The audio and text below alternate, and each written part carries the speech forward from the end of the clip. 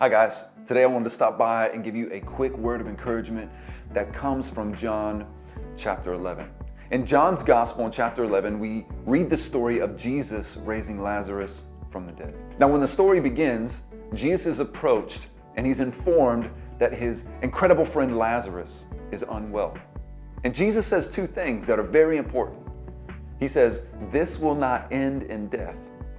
And he goes on to say that actually God will receive glory from everything that's happening. There's two things that I want to make mention of today and to leave with you to pray about and also spend some time in reflection.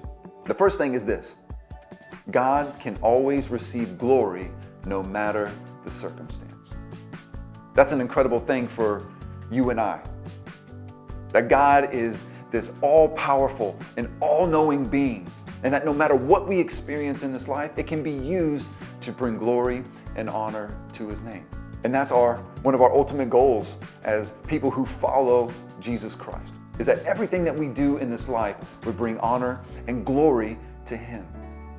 If you've lived long enough, there's no doubt that you have experienced heartache, hardship.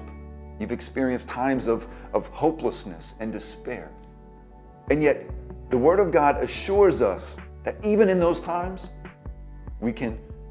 God can use them to bring glory to Himself. He's that incredible and that amazing. The second thing we see Jesus say is that this will not end in death. But as we read the story, what we find is that 2 days later, Lazarus indeed dies. So we have to ask ourselves, did Jesus somehow get this wrong? Was His discernment off that day, or did He underestimate just how sick Lazarus was? And the answer is of course, that He didn't. He didn't mess up. He didn't misjudge or misinterpret the situation. You see, Jesus didn't say that Lazarus wouldn't die. He said that it wouldn't end in death. And you know what that tells me? Jesus always has the last word. That's awesome. Because as we read the story, what happened? Jesus is in front of Lazarus' tomb in Bethany. He instructs a couple of people to roll the stone away. And there's this showdown of sorts. That there is death being confronted by resurrection life, Jesus Christ. And Jesus calls out, "Lazarus, come forth."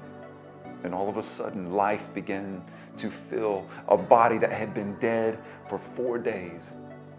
And Lazarus came out of that grave clothes and all. How did this happen? Because Jesus always has the last word.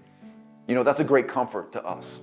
That in the end, the one who is perfect, the one who is holy, the one who is filled with righteousness and justice is the one who has the last word.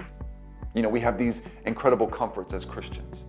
That God will never leave us, that He will never forsake us. But it's an even greater comfort to know that in the end, He has the final say. And we as sons and daughters find great pleasure in that. You know, no matter what you're experiencing, we have been given promises by God. And in your experience, you might say, "I don't really feel those promises right now. That's not been my experience." Can I encourage you? Just hold on. Jesus has the last word. It doesn't matter what you experience or what you feel in this present moment. There is a glory and an outcome that awaits His sons and daughters. So if you are a son and daughter of God, know Jesus has the last word. We know that one day we will depart from this life. This physical body will pass away, that we all will die because of the environment that we live in. But the Bible tells us that if we share in the death of Christ by confessing and believing upon His name, we will also share in His life. And so although we may experience death in our earthly body, that's not the last word. We too will be resurrected just as Christ was, and we will receive the fullness of our inheritance, and what a great and glorious day that will be. I love living life knowing that Jesus has the last word. Today, I hope that you have been encouraged by these two incredible truths, that God can use anything to bring glory to himself, and that Christ has the final word. May the Lord bless you and keep you. May his face shine upon you, and may his grace flow through you.